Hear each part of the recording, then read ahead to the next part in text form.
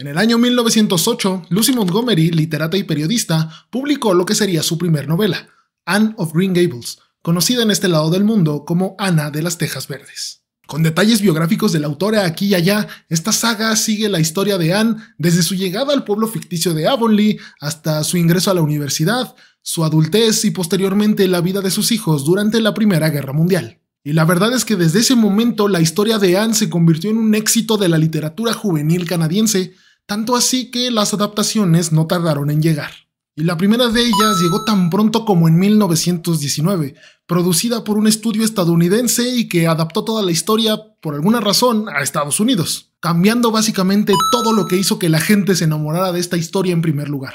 Y no está de más decir que esta adaptación fue tan, pero tan mala que la misma Montgomery se refiere a ella como una basura. Otra versión, mucho más decente, fue un anime realizado por algunos de los creativos que posteriormente conformarían el estudio Ghibli. Y obligatoriamente tenemos que hablar sobre la película de 1985, que aunque se centró más en la vida romántica de Anne, es la adaptación más conocida y la que hizo que esta historia se hiciera muy popular en generaciones más recientes. My name is Anne Shirley. Anne's out with me. It's a girl. I can see that. Where's the boy? There weren't any.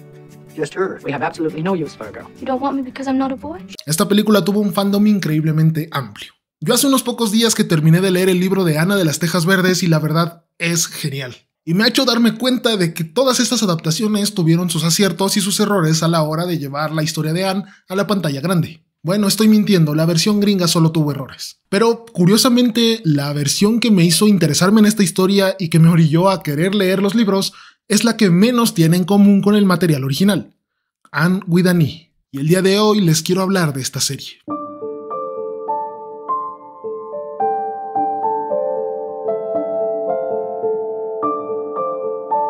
Su creación estuvo a cargo de Moira Walley-Beckett, una mujer que, bajita la mano, ha escrito algunos de los mejores productos televisivos que hemos visto en este siglo. Moira trabajó en Breaking Bad desde la segunda temporada y escribió algunos episodios que tal vez te suenen.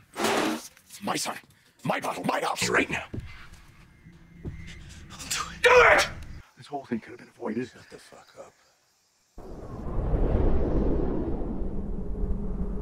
Y ahí está mi falacia de autoridad para decirte que esta serie está muy bien escrita. Y creo que desde haber escogido un título alternativo al ya clásico Anne of Green Gables, esta producción hecha por Netflix y la CBC da una declaración de intenciones. Sí, esta es Anne, el cabello rojo y las pecas están ahí, pero otras características del personaje se han cambiado. Por ejemplo, ya no tiene esa belleza más clásica que acompaña al personaje desde su creación, pues la autora original se inspiró en la actriz Evelyn Nesbit para desarrollar su imagen de Anne. Y aquí es reemplazada por Amy Beth McNulty, una actriz con un rostro inocente, agradable y bello de una manera no hegemónica. Para quien no esté tan acostumbrado con esta historia, vale la pena una pequeña introducción. La llegada de Anne a Tejas Verdes, como en todas las versiones, ocurre por accidente. Los hermanos Matthew y Marilla Cuthbert quieren adoptar un niño que pueda ayudarlos con los trabajos más pesados de la granja cuando ellos sean demasiado viejos. Y por accidente reciben a una niña pelirroja y parlanchina que ha vivido demasiado para su edad y que se caracteriza por tener una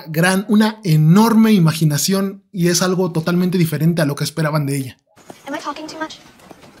People are always telling me that I do and it seems to cause my mind of aggravation. Would you rather I didn't talk? If you say so, I'll stop. I can stop when you make up my mind to, although it's difficult. Y durante buena parte de la serie, especialmente en la primera temporada, abundan los momentos donde se hace referencia a que Anne no es una niña que encaja en los cánones de lo que se espera de ella, muy al contrario de su amiga Diana y de las otras compañeras de la escuela. Y esto no es gratuito. La incapacidad que tiene Anna para relacionarse correctamente con otras personas está originada en su infancia, la cual es mucho más cruel y oscura que en el libro original. La Anne de la serie, además de perder a sus padres con 3 meses, tiene un pasado muy oscuro que se nos presenta a través de flashbacks. Maltrato físico y psicológico, acoso por parte de otros niños en el orfanato e incluso por las encargadas, tanto así que estuvo expuesta a la peor clase de abuso en la familia donde vivía antes de llegar con los Cuthbert. En los libros el pasado de Anne sí se menciona, pero es algo muy superficial. Sabemos que ayudó a criar a 3 pares de mellizos, lo cual no es fácil, pero todavía está muy lejos de ese oscuro pasado que le pusieron en la serie. Sin embargo, en parte es este oscuro pasado lo que convirtió a Anne en una niña asertiva, enérgica y que siempre está dispuesta a luchar por lo que ella cree que es correcto.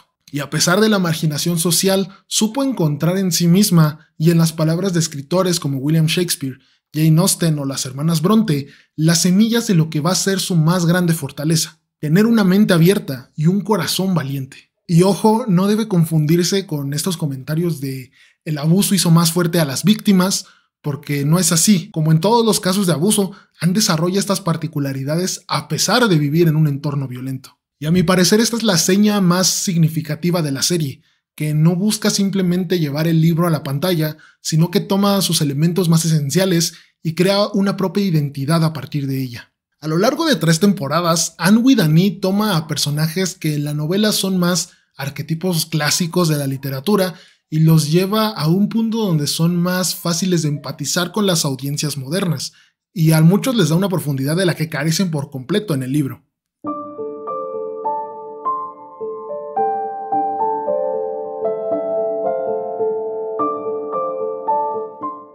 La isla Príncipe Eduardo en Canadá es quizá uno de los entornos más llamativos donde se podría desarrollar una historia así, de crecimiento personal, o como le llaman los alemanes, un Bildungsroman, y esto solo lo añadí porque me gusta mucho esa palabra y no tenía dónde usarla. Y desde un aspecto visual y cinematográfico, la serie realmente aprovecha este entorno. Cuando es primavera o verano realmente vemos los campos verdes que se extienden hasta el infinito.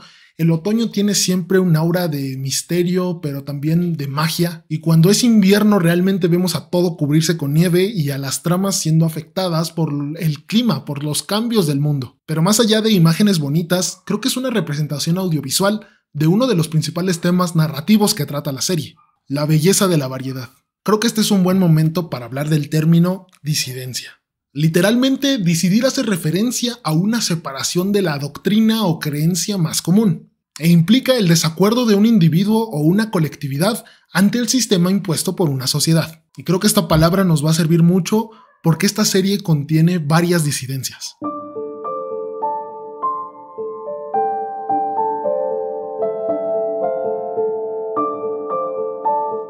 Y la primera de estas es representada, como casi siempre, por la misma Anne. Como ya dije, el personaje no encaja en los cánones de belleza de su sociedad, pero más que no encajar, su trama la lleva a darse cuenta de que no está dispuesta a aceptarlos. Se espera que una dama sea sumisa y guarde silencio, pero Anne es toda palabras, es imaginación y está llena de miradas retadoras y de respuestas muy ingeniosas. Y a pesar de que en todas las versiones Anne se siente cómoda con muchos aspectos de su feminidad, estos no la limitan. La vemos llevar zapatillas o zapatos de trabajo llenos de barro con la misma comodidad. Y aunque especialmente al principio Anne lamenta no ser capaz de encajar con lo que se espera de ella, como ya dije, su proceso de crecimiento la lleva a darse cuenta de que no hay ninguna regla que pueda contenerla. Y este sentimiento, que algunos pueden interpretar como algo infantil, es explorado y argumentado a profundidad, especialmente en su relación con Marilla y Diana, los otros 2 personajes femeninos principales de esta historia, y en quienes quiero centrarme porque a través de ellas vamos a explorar la siguiente disidencia.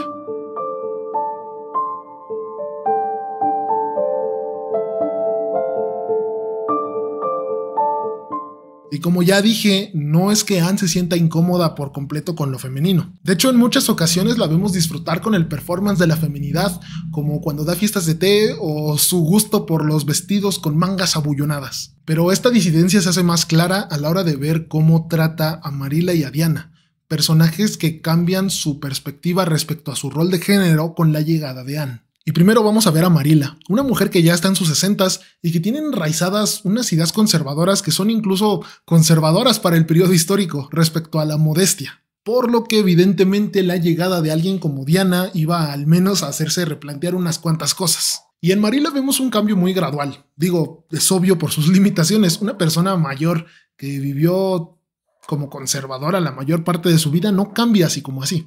Pero yo creo que la serie lo maneja de una manera excelente porque es el cariño que tiene hacia su hija adoptiva la que lo hace cambiar de una forma que no se siente contraria a su personalidad.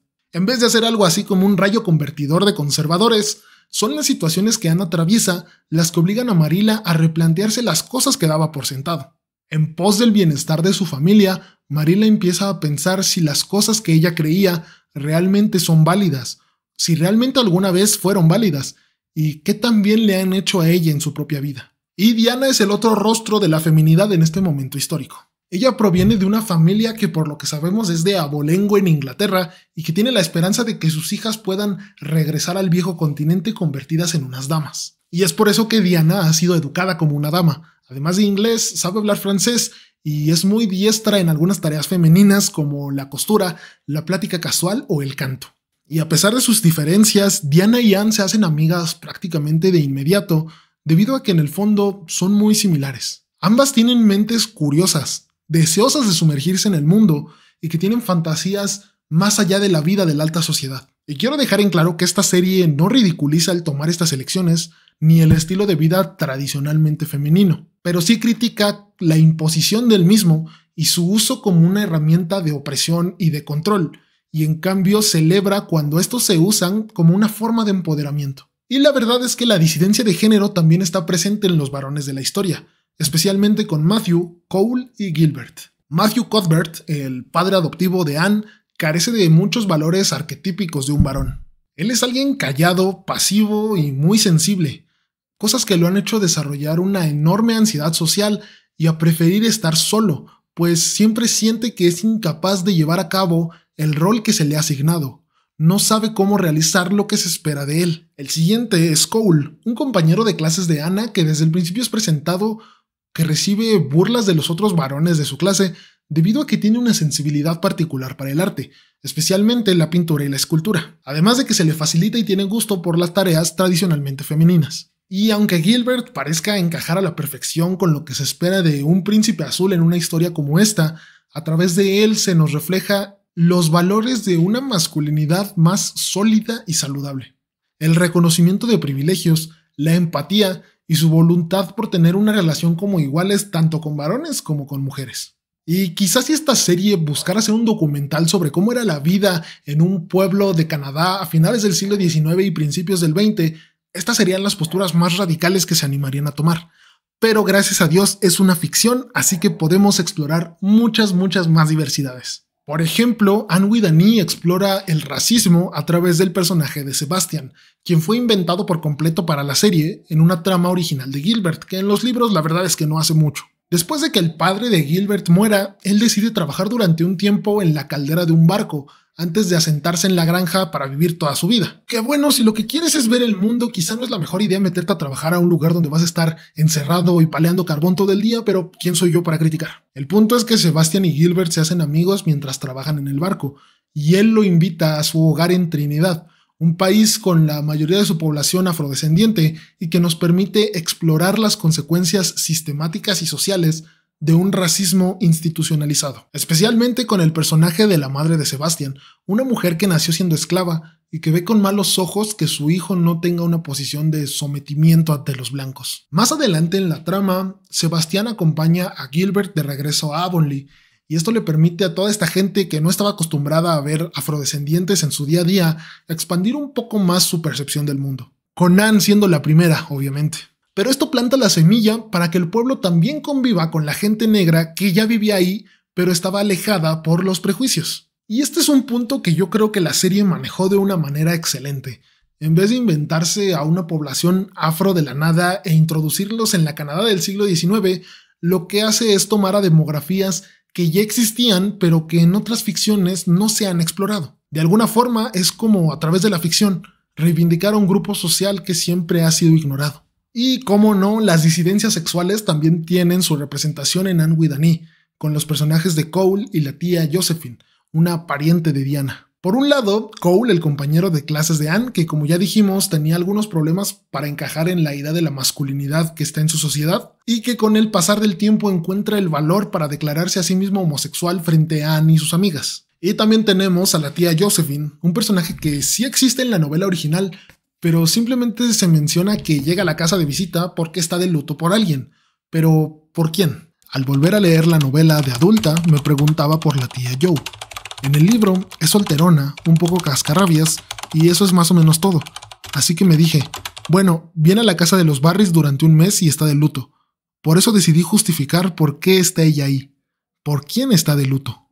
Esta es la pregunta que Wally Beckett y su equipo respondieron, convirtiendo a la tía Joe en la representación de esas relaciones no homosexuales que la historia clásica prefiere decir que eran mejores amigas. Una muestra más de todas las diversidades que siempre han existido, que siempre han estado ahí, pero que aparentemente preferíamos ignorar.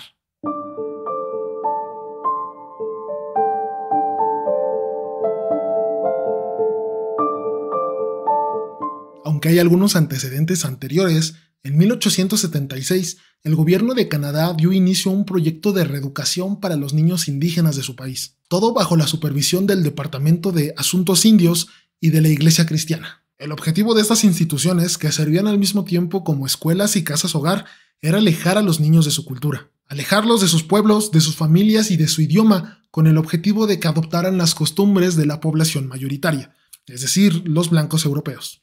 Este programa dejó a miles de indígenas marcados por la violencia física y psicológica institucionalizada, además de que los expuso a todo tipo de abusos. Los niños que salían de estas escuelas lo hacían para descubrir que sus tribus habían sido mermadas, que la población blanca no estaba dispuesta a aceptarlos. Desarrollaban secuelas tales como el estrés postraumático, el alcoholismo, el abuso de sustancias y finalmente incluso el suicidio, algo que ocasionó un severo trauma generacional. Y este genocidio cultural llegó tan lejos como al año 1997, cuando cerró la última de estas escuelas, todavía bajo el control de la Iglesia Anglicana y el gobierno de Canadá. Y a pesar de los años de resistencia y protestas, no sería hasta el 2000 que el gobierno de Canadá aceptaría abiertamente estos abusos y pondría en marcha programas que querían subsanar este daño. Por ejemplo, desde 2021 inició un programa de reconocimiento y registro de tumbas no identificadas, pertenecientes a los casi 6,000 estudiantes que murieron en estas escuelas. Y espero que estos datos chocantes sirvan para darnos cuenta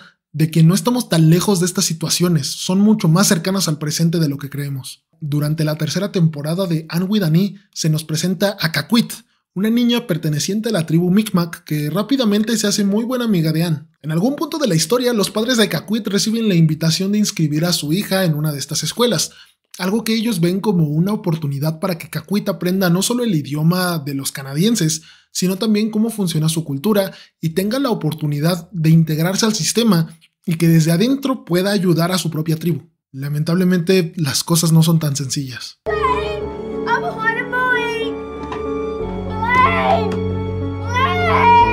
De un tiempo para acá, cuando hablamos de una serie, película o videojuego que se ambienta en una época histórica diferente a la nuestra, tenemos que lidiar con mucha gente desquacerada del internet que busca criticar esta falta de rigor histórico con el objetivo de menospreciar a la obra y su mensaje.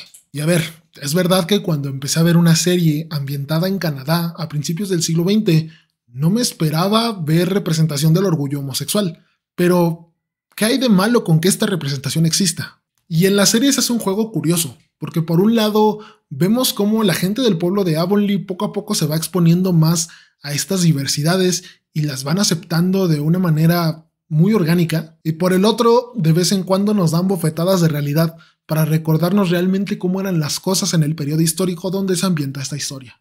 Moira Walley Beckett declararía que en su opinión el mundo creado por Montgomery era muy blanco, tan blanco que ni siquiera representaba toda la diversidad de lo que fue y es Canadá. Tramas como la de Sebastián y Mary o la de Caquit son la forma en que podemos llevar estas disidencias a la conversación, a esos que durante años no se consideraron necesarios, pero fueron llevados a Avonlea de la mejor manera. Y de nuevo, antes de que quieras decirme que hay diversidad forzada y no sé qué, esta mujer escribió Ozymandias. No hay nada de forzado aquí. Esta serie está bien escrita. Y creo que una manera muy sencilla y dominguera de referirnos a esta serie es como una especie de fábula moderna. Y estoy usando la palabra fábula muy a la ligera porque no se me ocurrió otro término. Pero cada arco narrativo de esta serie busca hablarnos a su manera de alguna problemática y dejar una enseñanza no solo dentro de la historia, sino también con el periodo actual que estamos viviendo. Es por eso que decidí abrir esta sección con la horrible forma en que Canadá trató a sus indígenas durante casi 200 años. Y quizá para compartir a la gente o hacer entender que tal vez cuando se representa la historia de un hombre homosexual que no puede vivir su vida plenamente debido a que está atrapado en una sociedad que no lo acepta, puedas aprovechar esta historia para entender por qué las disidencias de hoy en día marchan con orgullo, ¿no? En vez de, no sé, ir a sacar espuma por la boca en Twitter.